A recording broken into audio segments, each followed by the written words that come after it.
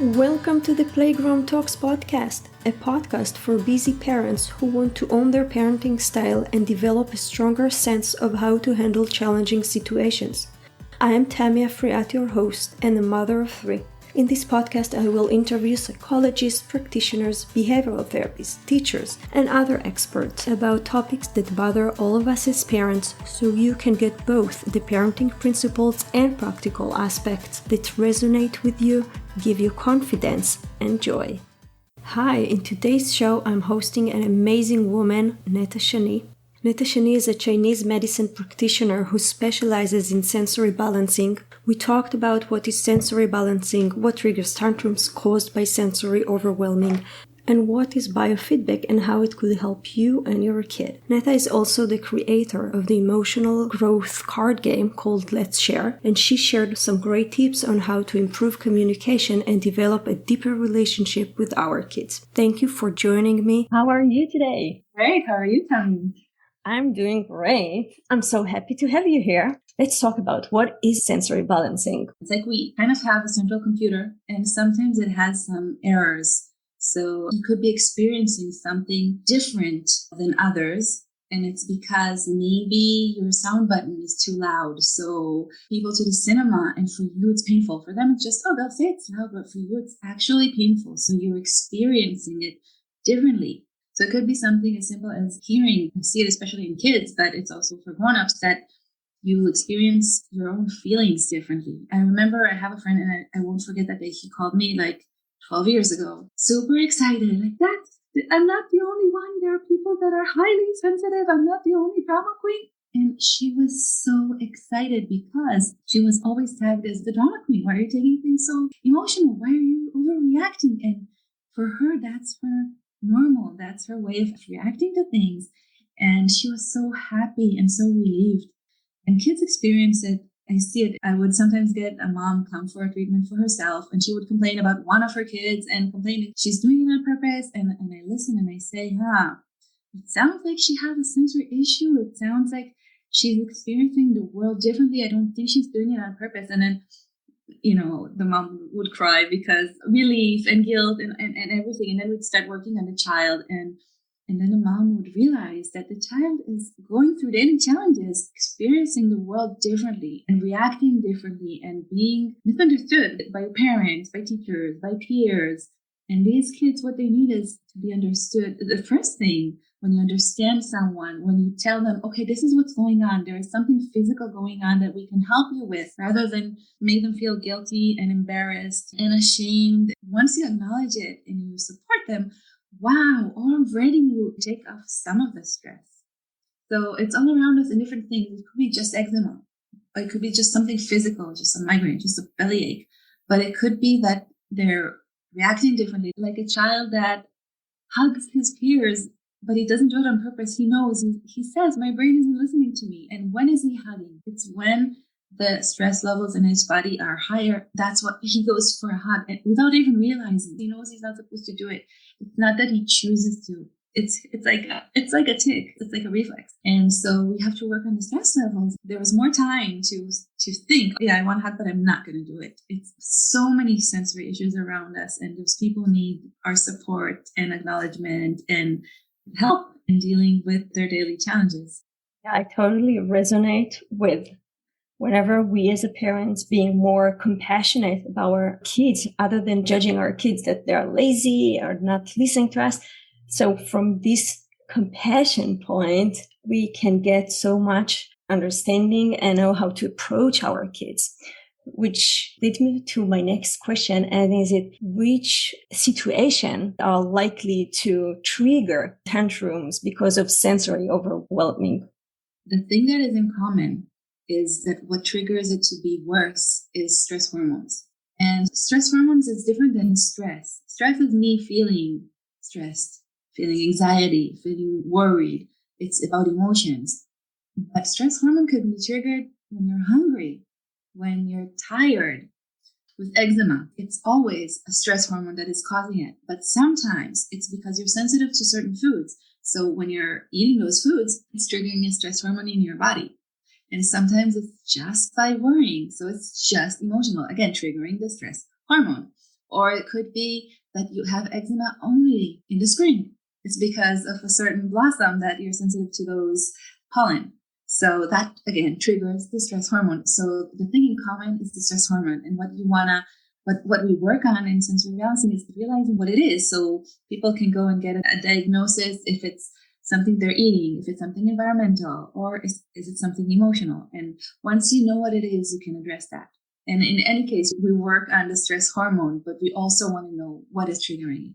So it sounds to me it's like being a little investigator, thinking about the daily routine and see when we're having those breakdowns and then asking what triggered those. And then sometimes it's just technical things like we didn't eat, we didn't drink, we didn't have enough sleep. But sometimes those are more of emotional resources, such as I have a test in school, or I'm transitioning to a different group in my daycare. It's normal. It's like the kiddo, we worked on the stress hormone button. So on a daily basis, he was fine. He wasn't walking around with all the stress on his body. He wasn't hugging his peers. He had more friends. He was doing great. He was happy. So no need for the hugs. But then they went on a trip. And on a trip, even if you're having fun, you're not in your routine, you're not eating the food you're used to, you're not sleeping the way you're used to, and it's a lot more exciting. So the stress levels were up, and the mom texted me, "What's going on?" He's getting back to hugging. And I said, "Yes, but it's normal. He's not in his daily routine. You can find ways to make it easier, but you have to accept that it's more stressful than being your normal routine." Yeah, I will always think about kids and that they are not in a steady state, like they have things going on in their life and we can expect them to be a robot and react all the time the same way. Let's talk about some practical suggestion. How would you recommend dealing with oversensitivity? One aspect is you find a practitioner to work with and see if it's something about the diet, or trial and error and see if reducing foods like gluten or dairy make a difference, or sugar, of course. Some would just take all foods that might be suspicious and see if that makes any difference. Sometimes it does, sometimes it doesn't. Sometimes it's not enough. I remember I was working with a teenager that had abdominal pain, and the mom said, we went to all the doctors, we tried everything, nothing worked. I don't know what to do anymore.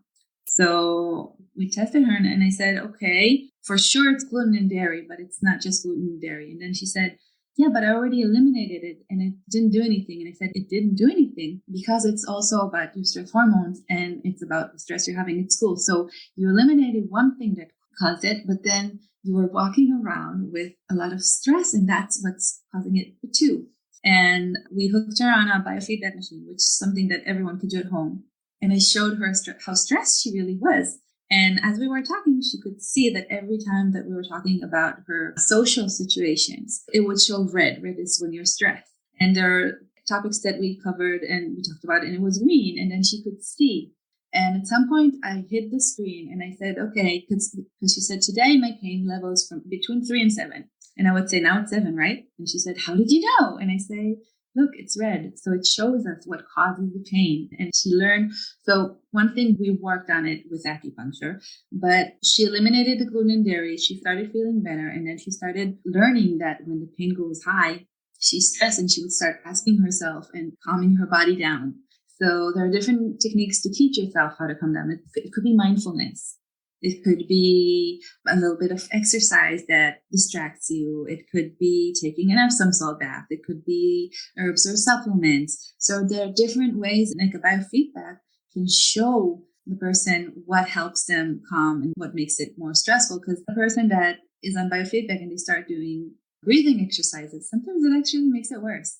Because it's like when you're on a high bridge and someone says, don't look down, it makes you more stressed. So when they try to breathe, so you see, okay, so that doesn't work. So let's try something else. Some kids, you ask them about a pancake and they start telling me about what they're going to put on a pancake. And that's when it's green and calm.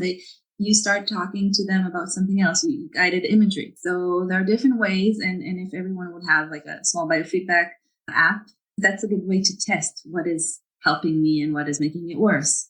So tell me more about the biofeedback. How do you use it? Where do you get it? So I got one that is for practitioners, but when I tell parents to get it, I tell them just get the cheap one. I mean, you don't need something so complicated. You can either hook it to your finger or to your ear, And the sensor tells you, again, when you're stressed and when you're not. And then you can see that when you talk to your child about one of their friends, it always makes it stressful. But for others, talking about their friends is what calms them down. And then you can see that, oh, the last 2 weeks, something was going on. It's all about the upcoming trip because it's a lot of uncertainty. So that's what's causing it. So it teaches you a lot by talking. You can see what's going on. And for some kids, when you ask them personal questions, that's when they're stressed because they're so unaware of what they're feeling and they're so not used to telling that it stresses them out. And for some, you look at the screen and they're afraid to fail, even though there's no winning or losing. It's just showing you what's going on. But the fact that someone else is checking up on them, it stresses them. But for some, as long as they don't look, they're fine. But if they look at the screen, then they're stressed. So it teaches you a lot of what's going on inside. So you have to devote a certain time of the day to make that test going. Whenever they want to, I just do a session and talk about things and see what's going on and see if it changed. I was working with someone that she was acting and she was having trouble with auditions. So we used the biofeedback to show her what works, what doesn't work. And then she found out what works for her. So she was focusing on something physical. No one can see it. But for her, all her energy was focused on her victory. So she was not focused on my anxiety and am I going to make it or not? She was focusing on something physical, and sometimes that works. So again, we tried different techniques, different mindfulness techniques, and then we saw what helped. And that's what she chose. So biofeedback, it's kind of lie detector. So it sounds to me like she shifted her mind to a different thing that made her calm down. Yeah. So it teaches you what works and what doesn't work for you specifically. Got it. I think we grew up in a generation where we weren't diagnosed that much. And I'm wondering, what are the kind of red flags that require extra support? And I'm saying not only for the kids, but, only for us, the parents who might not grew up in an environment who was so supportive and acknowledging that there might be some kind of issue with sensory. I don't think there were so many sensory issues before. I think it's a lot because of what we're consuming and not being aware of what we're consuming and what's going on around us. So it's a lot. It happens a lot more. And also the fact that we're not very open. So we're bottling up a lot of things, and that makes it worse. I can see a big difference between kids who go to a school that is regular public school and kids that go to a school that encourages a lot more communication and a lot more focus on what's going on. And I see that in the parents too, because some parents are not aware, but some parents, because the school teaches them, then you can see a different dynamics. It's a big difference because when working with kids, I would have kids come up and say, when I get mad, I get too mad. I don't want to yell at my siblings. I don't want to hit. I don't want to feel that mad. So they are aware. They know that they experience things different. They can word it out. They can say, when I feel those emotions, I'm not supposed to feel them that strong. And they are aware. But many times parents would say, I don't know why, but my child gets so mad or gets in trouble in school, or it just happens at home. School doesn't know what I'm talking about, but he comes home and he explodes.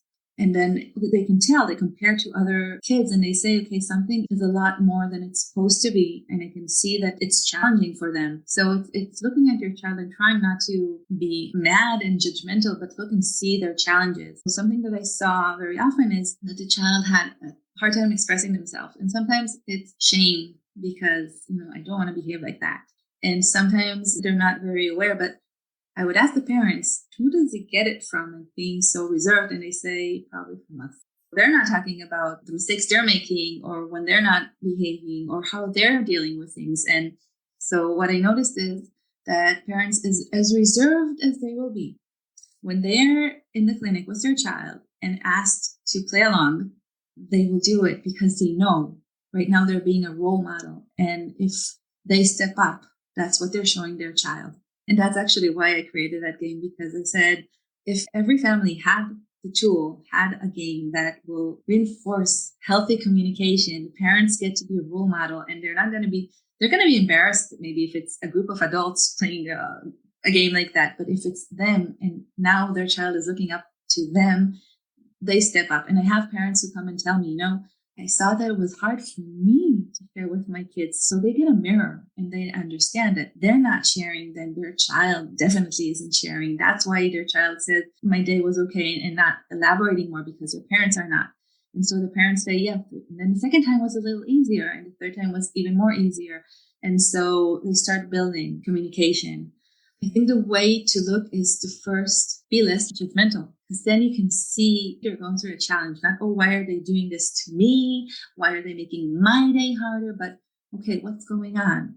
And for people, for themselves also, instead of judging themselves, it's saying, okay, I feel that maybe I shouldn't take painkillers every time I get a migraine. Maybe my body's trying to tell me something.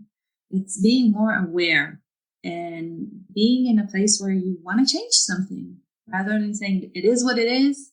Asking, is there something I can do better? I remember as a child, I had tics in my eyes. I would kind of squint a lot. And I remember I had a teacher and I thought he was making fun of me until I realized he had the same thing. And it was years later that I started looking and seeing, oh, it happens a lot more when I'm stressed or when I'm really tired, which again, stress hormone, my body is stressed. So once I treated that, and then you see that it happens if I'm very, very stressed, and then it's a sign for me, but it's not on a daily basis.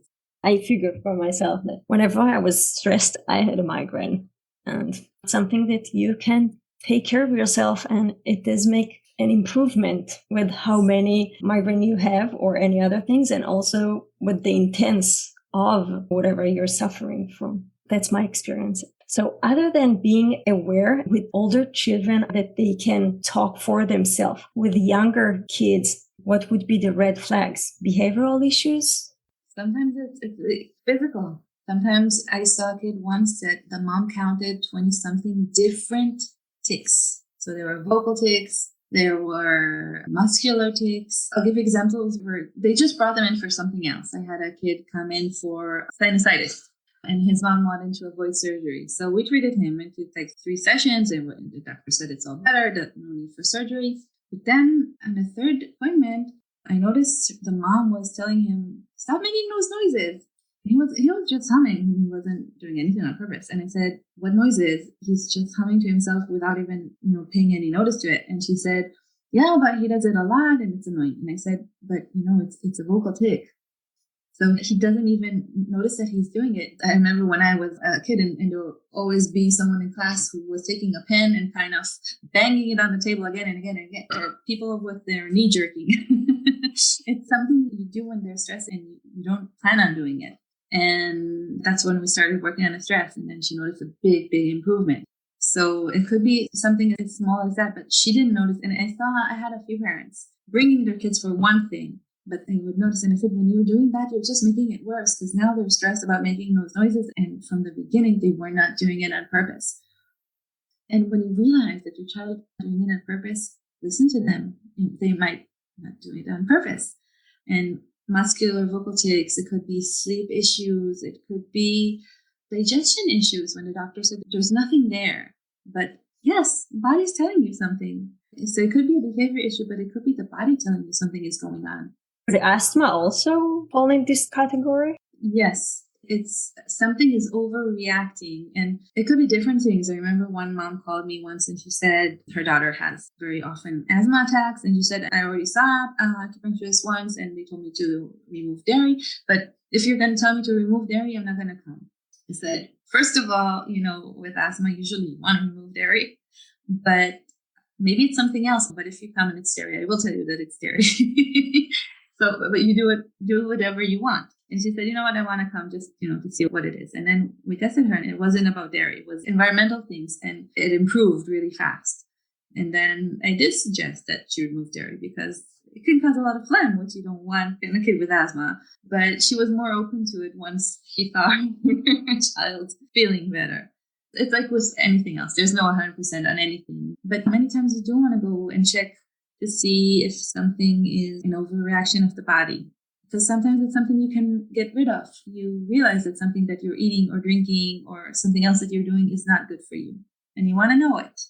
And sometimes there's no reason. It's just your body overreacting. And you fix it. So once we decided as a parent that it seems like our child needs more support, how would you present it to the child? Ask the parents what they think. And sometimes they need ideas from me, and sometimes I ask them, what would you say? Whenever the kid goes to any practitioner, you want their cooperation. So you want to find something that they feel comfortable, something that does bother them and they feel comfortable working on. And so sometimes you tell them the whole truth, and sometimes you find something that does bother them. And some kids are very open. They want the attention. It's fun for them. So I always ask the parents, why does this child think they're coming? And what is something that they want to be treated for? So the practitioner knows how to work with them and get their participation. That's a great idea, just to find this painful spot for our kids that he's open to say yes. Yeah, let's do something about that. Wow, it's a great approach to life. Just pick this thing that you're willing to work on, and then that's only the starting point. So talking about kids and communicating with kids, I know for myself that many times I'm asking kids, how was your day? And for the most part, I'm getting, I don't remember. And I'm like, I just picked you up. It's been 5 minutes out of school and you don't remember. How could you possibly forget? But however, they're not sharing that much. And I know that you've made a game that's supposed to help us, the family, the parents, to communicate better. And I do want to hear more about your game. The game was formed because of the kids that I was working with. And I took a few principles that I liked from other things. Like there's the traditional Native American listening circles, where you sit in a circle and you can only talk if you have the listening object. So everyone speaks only in their turn.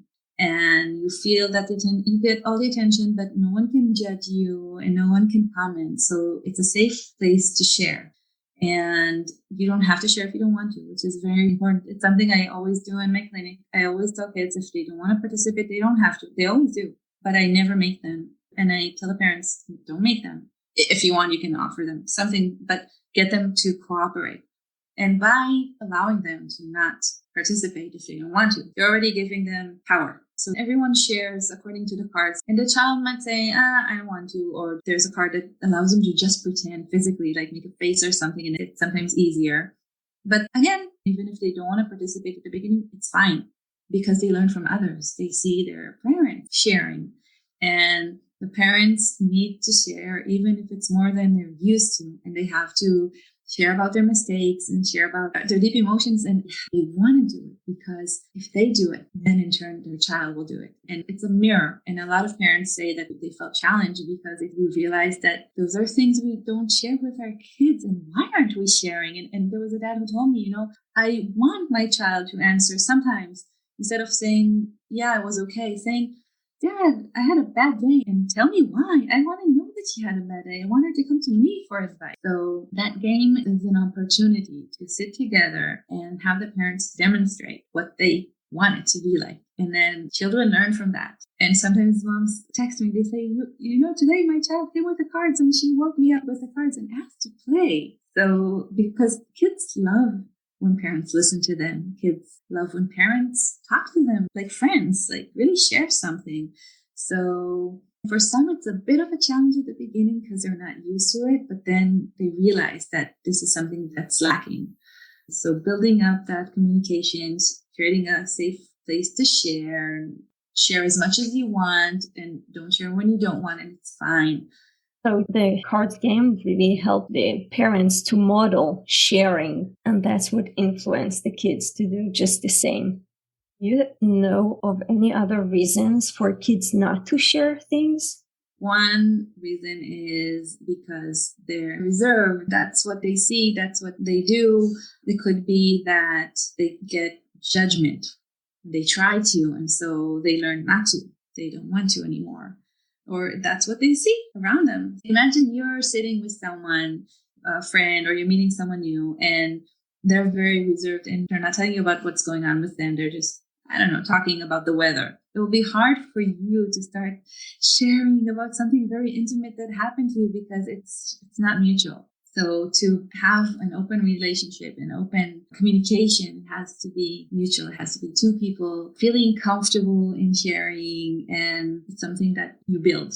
So there is a great takeaway from what you said, and that is not only that as a parent, I better share, I also need to be aware of my response whenever my child is talking, such as not being judgmental and not being impatient when he talks.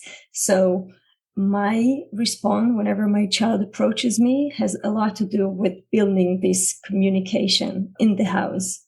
That's a great takeaway, and thank you for that. Any other effective way to communicate with our kids that you might tell us? When I teach others how to do mindfulness activities together, I just play along. I used to volunteer in my kids' class, and there were two groups. And we would do something with the first group, and then we would do the same thing with the second group. But sometimes with the second group, they'd react differently. So we'd have to make up as we go, make it a little different, because this group of kids reacts differently, and maybe they understand the rules differently.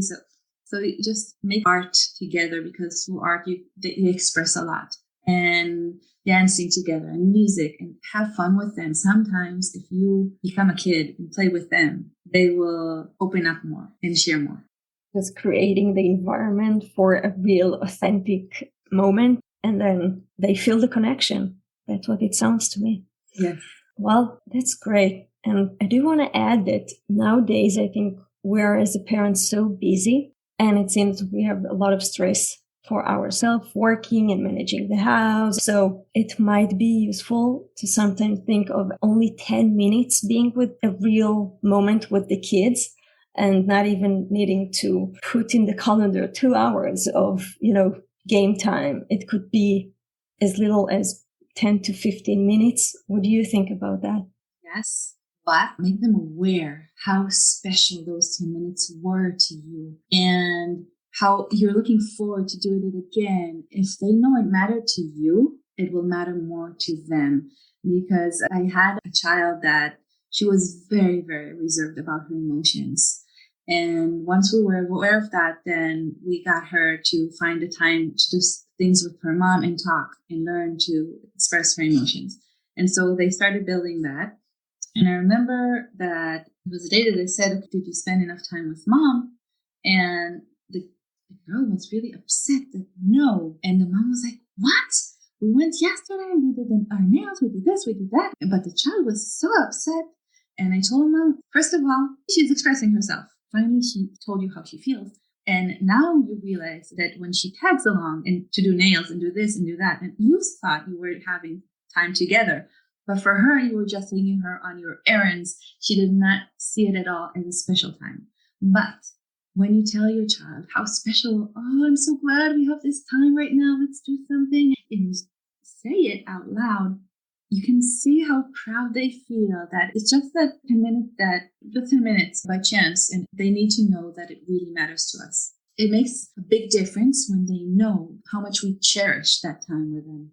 So not only to mention that's our quality time, I also picked that we might ask our children, what do you want to do in our quality time? Because it might be in the example you gave us that for her daughter, doing nails is not such a big deal and she's not into it at all. So that's another thing, is ask your child, what do you want to do in our quality time? Yes, and sometimes explain things like, you have to come with me because I have errands to do.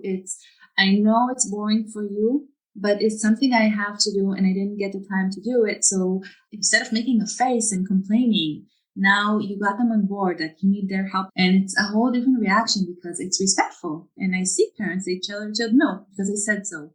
No, respect them, give them an explanation. The reaction will be totally different. I get what you're saying is coming from, I'm forcing you to come with me because I don't have another time to do it, to actually engage them and say, that's the situation. I do need your patience. Please come with me. And, we can make fun time out of it or great discussion. So that's a great approach. And I also get that it set equality between the children and the parents, that the parents does not use their authority just to grab the kids wherever, but they're making those kind of discussion before doing it.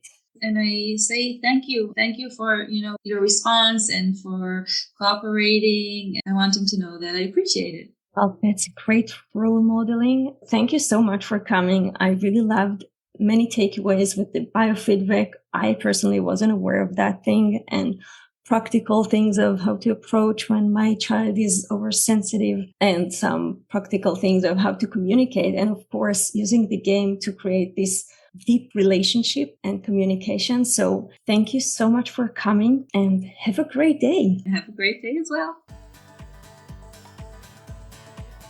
Thank you for listening to this episode. I hope you have a better understanding that sensory balancing disorder is like a central computer that has button arrows. So for example, when the hearing button is either too low or too loud, it might be painful and overwhelming for those who experience the world with oversensitivity. In this episode, we also talked about the importance of showing empathy and asking your children's questions, such as, are you tired? Are you upset about something? Maybe the music was too loud for you and that caused you inconvenience, because those things may trigger tantrums, and helping your child be aware of those triggers is the first step of helping them. In the show note, you can find links for Neta Shani's content, her recommendation for biofeedback, and her game, which you can get a free shipping using the code PlaygroundTalks. Thanks again for your time. I would love to hear your feedback. If you have any struggle or topic you want the show to cover, please share it with me at playgroundtalks2@gmail.com. You can find the email address in the show note as well. And remember to treat your kid and yourself with compassion and curiosity. Bye. See you next episode.